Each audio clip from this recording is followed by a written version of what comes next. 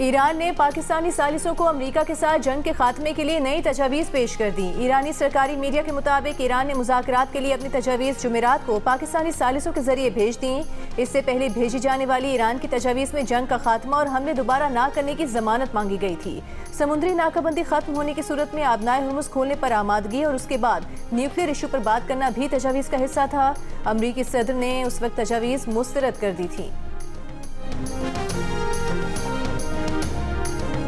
Trump का इख्तियार खत्म, ईरान से और जंग करनी है या नहीं, कांग्रेस आज फैसला करेगी। कानून के तहत अमरीकी सदर 60 दिन में जंग के ऐवान से इजाजत लेने का पाबंद है। 60 दिन की डेडलाइन आज खत्म हो गई। व्हाइट हाउस का दावा है कि आरजी जंगबंदी की मुद्दत ना रखने का मतलब ही ये है कि जंग खत्म हो चुकी है। ट्रंप इंतजामिया ने कहा कि 7 अप्रैल को ईरान और अमरीका के दरमियान 2 हफ्ते की जंगबंदी को बाद में लामहदूद मुद्दत के लिए बढ़ा दिया गया। 7 अप्रैल के बाद से कोई फायर नहीं हुआ। वजीर जंग ने कहा 60 दिन की पाबंदी वाली घड़ी रुक चुकी, अब कांग्रेस से इजाजत की जरूरत नहीं रही।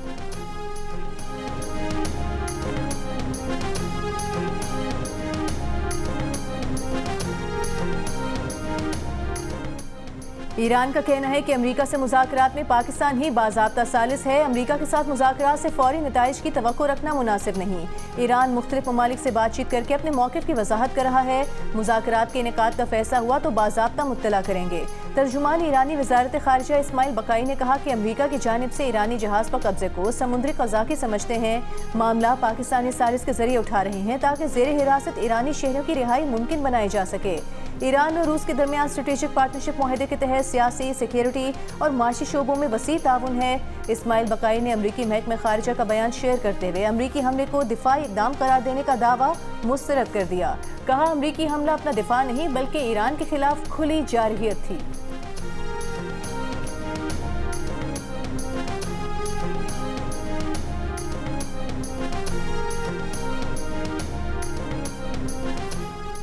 ईरान जंग की लागत 25 अरब डॉलर नहीं बल्कि तकरीबन 50 अरब डॉलर है। अमरीकी हुकाम ने मान लिया। इससे पहले पेंटागन ने कहा था कि जंग की लागत तकरीबन 25 अरब डॉलर है। ईरान के वज़ीर ख़ारिजा अब्बास अराग़ची ने कहा कि अमरीका को जंग की लागत ना 25 अरब डॉलर की पड़ी ना 50 अरब डॉलर की, बल्कि नेतन्याहू का खेला गया जुआ अमरीका को 100 अरब डॉलर का नुकसान पहुंचा चुका है। इसराइल फर्स्ट का हमेशा मतलब अमरीका लास्ट ही होता है।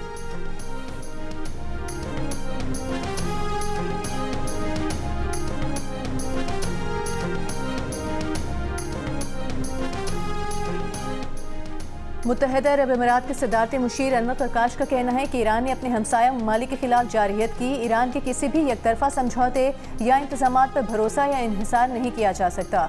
बैनुल अक़वामी कानून की दफ़ात आबनाए हुर्मुज़ से आज़ादाना बहरी आमदोरफ्त की बुनियादी ज़मानत है। इसराइल ने मुत्तहिदा अरब अमीरात में लेज़र एयर डिफेंस सिस्टम नस्ब कर दिया। बरतानवी जरीदे फाइनेंशियल टाइम्स के मुताबिक laser air defence system Iran जंग के दौरान फराहम किया गया।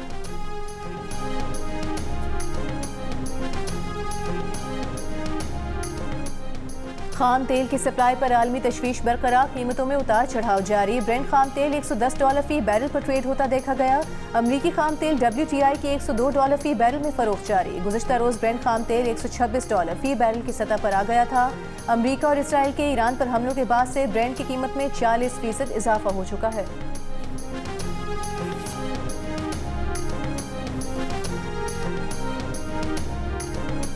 वज़ीर आज़म शहबाज शरीफ ने इस्लामाबाद की शाहराह दस्तूर पर 1 कॉन्स्टिट्यूशन इमारत के मामले पर कमेटी बना दी। हतमी फैसले तक इस्लामाबाद इंतजामिया को कार्रवाई से रोक दिया। कमेटी 1 हफ्ते में रिपोर्ट वज़ीर आज़म को पेश करेगी। वज़ीर आज़म के हतमी फैसले तक इस्लामाबाद इंतजामिया और CDA की तरफ से किसी भी किस्म की कार्रवाई अमल में नहीं लाई जाएगी। गुज़श्ता रात 1 कॉन्स्टिट्यूशन एवेन्यू बिल्डिंग खाली करने के लिए हफ्ते की रात 12 बजे तक की डेडलाइन दी गई थी। वज़ीर ममलिकत बराए दाखिला तलाल चौधरी का कहना है कि अमीर हो या गरीब सबके लिए कानून बराबर है।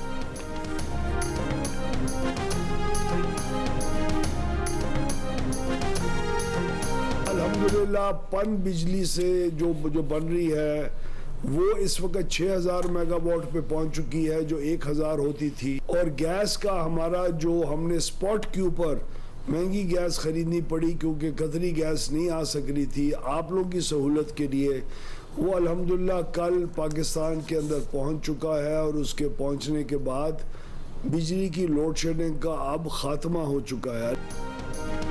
मुल्क में लोड शेडिंग खत्म कर दी गई। वज़ीर तवानाई उवैस लगारी का ऐलान, कहा पन बिजली की पैदावार 6000 मेगावाट होने और LNG पाकिस्तान पहुंचने के बाद लोड शेडिंग पहले की तरह मुकम्मल खत्म कर दी गई है। गर्मी में आवाम की परेशानी को मद्देनजर रखते हुए महंगी गैस खरीदनी पड़ी क्योंकि कतरी गैस नहीं आ रही थी।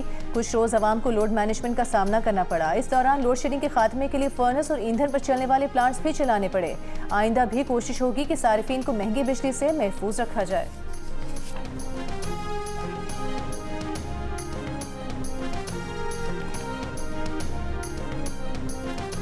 शदीद गर्मी में मुल्क के मुख्तलिफ हिस्सों में बिजली की एलानी और गैर एलानी लोड शेडिंग जारी। कराची के मुस्तस्ना इलाकों में भी कई घंटों तक बिजली गायब रहने लगी।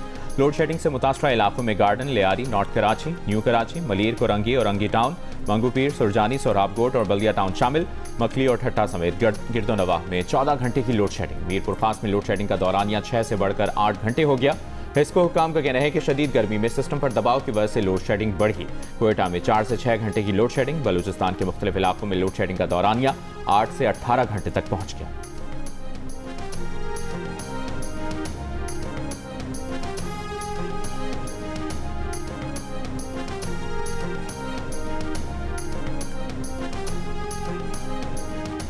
अमरीका का ईरानी हुकूमत के बैरून मुल्क मौजूद पेंशन फंड्स के अकाउंट्स मुंजमद करने पर गौर। अमरीकी वजीर खजाना स्कॉट बेसेंट ने अमरीकी टीवी को इंटरव्यू में कहा कि अमरीकी नाकाबंदी के अलावा ईरान पर मजीद सख्त माशी दबाव बरकरार रखेगा। सदर ट्रंप ने इनसे ईरान पर दबाव को बढ़ाने का कहा है। ईरानी तेल की खरीदो फरोख्त में मुलविस सनतों और बैंकों पर सानवी पाबंदियां आयद करने के इरादे से आगाह कर दिया गया है।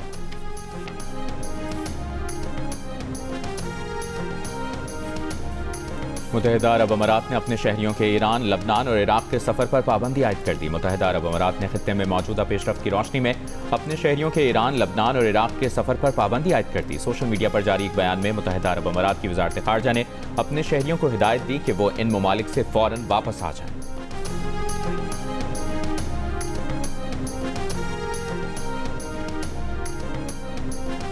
पाकिस्तान और चीन के दरमियान तामीराती मशीनरी, सेहत, हैवानात और मेडिकल टेक्नोलॉजी से मुतालिक माहिदों पर दस्तखत। तकरीब में सदर मुमलिकत आसिफ अली जरदारी की शिरकत। चीनी सरमायाकार पाकिस्तान में फैक्ट्रियों के क़याम के लिए सरमायाकारी के मौक़े का जायजा लेंगे। तकरीब में पाकिस्तान और चीन के दरमियान 75 साल दोस्ती पर मबनी दस्तावेजी फिल्म भी दिखाई गई। सदर जरदारी चीन का 5 रोज़ा दौरा मुकम्मल करके वतन रवाना हो गए।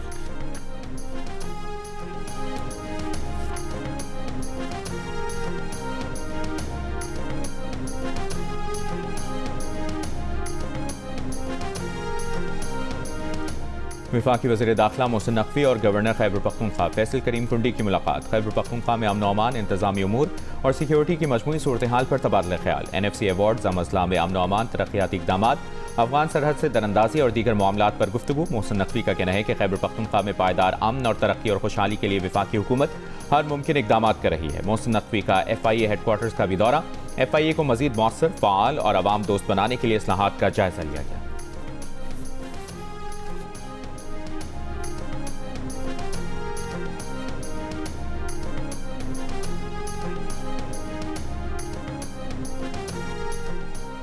चेयरमैन PTI बैरिस्टर गौहर का कहना है सुहेल आफरीदी बेहतरीन काम कर रहे हैं, अपने ओहदे पर बरकरार रहेंगे। सुहेल आफरीदी को बानी PTI ने नामजद किया है। उनके खिलाफ मुहिम चलाने वाले मायूस और नाकाम होंगे। सुहेल आफरीदी को पार्टी की मुकम्मल हिमायत हासिल है। PTI में कोई फॉरवर्ड ब्लॉक नहीं।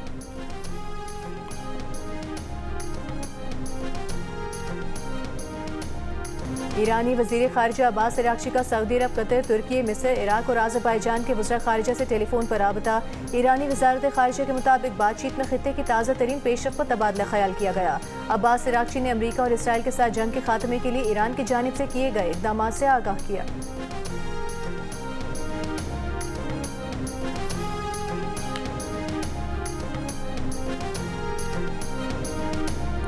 और HPL PSL 11 के दूसरे एलिमिनेटर में इस्लामाबाद यूनाइटेड का हैदराबाद किंग्समैन के खिलाफ टॉस जीतकर पहले फील्डिंग का फैसला। आज की फातेह टीम इतवार को फाइनल में पेशावर ज़ल्मी से मुकाबला करेगी।